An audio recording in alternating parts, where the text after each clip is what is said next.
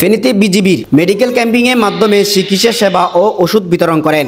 Border guard Bangladesh BGB দেশের উত্তর পূর্ব অঞ্চলের জেলাসমূহে ভয়াবহ বন্যায় ক্ষতিগ্রস্ত অসহায় মানুষের উদ্ধার তৎপরতা, ত্রাণ সামগ্রী বিতরণ এবং বিনামূল্য চিকিৎসা সেবা অব্যাহত রেখেছেন। এরই ধারাবাহিকতায় বন্যা দুর্গত বিশেষজ্ঞ চিকিৎসক দ্বারা দিনব্যাপী ফ্রি মেডিকেল ক্যাম্পিং পরিচালনা ও বন্যার্ত রোগীদেরকে বিনামূল্যে ওষুধ প্রদান করা হয়েছে।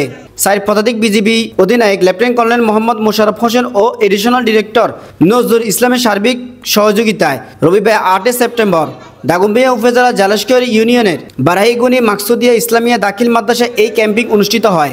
বর্ডার গার্ড হাসপাতাল Satkania doctor lieutenant colonel Mohammad Nazmul হাসানের নেতৃত্বে বিজিবির একটি মেডিকেল টিম 600 জন পুরুষ, মহিলা ও শিশুদের চিকিৎসা সেবা ও ওষুধ প্রদান করা হয়েছে।